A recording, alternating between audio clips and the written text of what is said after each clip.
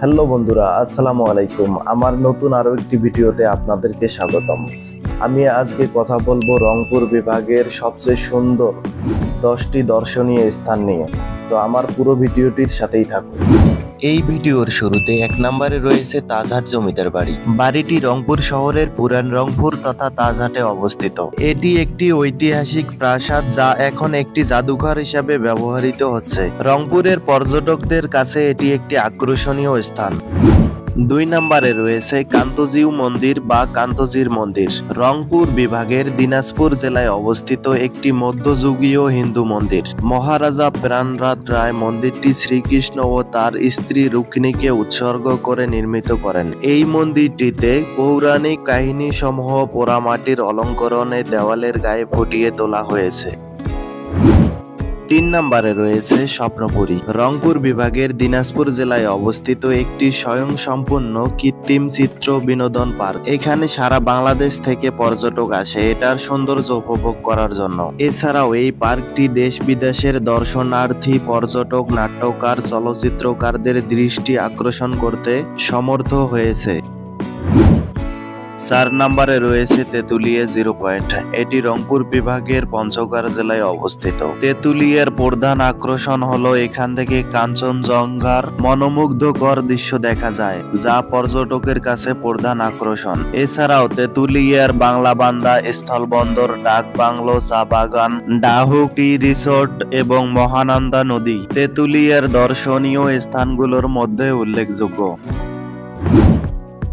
5 নম্বরে রয়েছে তিস্তা ব্যারেজ বা তিস্তা সেচ প্রকল্প।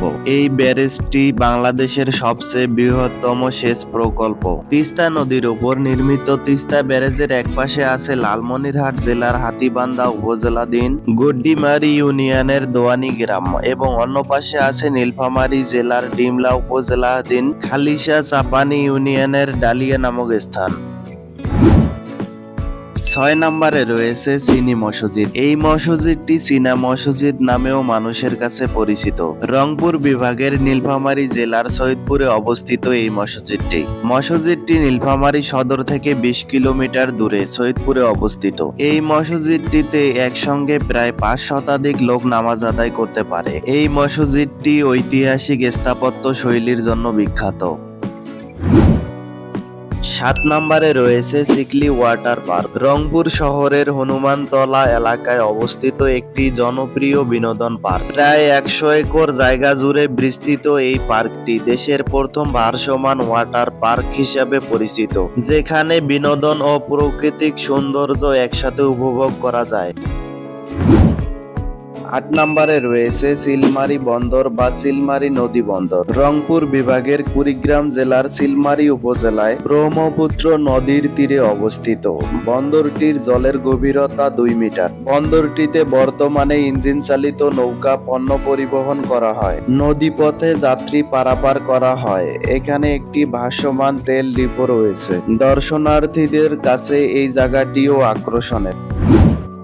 9 নম্বরে রয়েছে সৈয়দপুর রেলওয়ে কারখানা, যেটি 1877 সালে রংপুর জেলার দারোয়ানি থানার সৈয়দপুরে, বর্তমান নীলফামারী জেলার সৈয়দপুরে অবস্থিত, যেখানে রেলওয়ে কোচ ও ওয়াগন সমূহের রক্ষণাবেক্ষণ ও মেরামতের কাজ করা হয়। সেই সাথে এটি বাংলাদেশের সবচেয়ে বড় রেলওয়ে কারখানা। এটি বাংলাদেশ রেলওয়ে কর্তৃক পরিচালিত হয়। এই রেলওয়ে কারখানাটিও রংপুর বিভাগের গর্ব।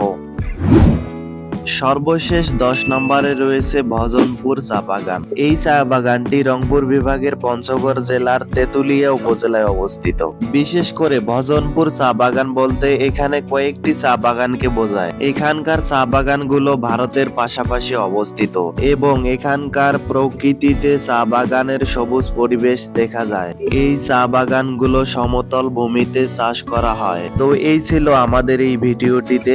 আপনি যদি একজন ভ্রমণ প্রেমী হয়ে থাকেন তাহলে আমাদের চ্যানেলটি সাবস্ক্রাইব করতে ভুলবেন না এবং ফেসবুক থেকে দেখে থাকলে ফলো দিয়ে অবশ্যই পাশে থাকবেন। সবাই ভালো থাকবেন। আল্লাহ হাফেজ।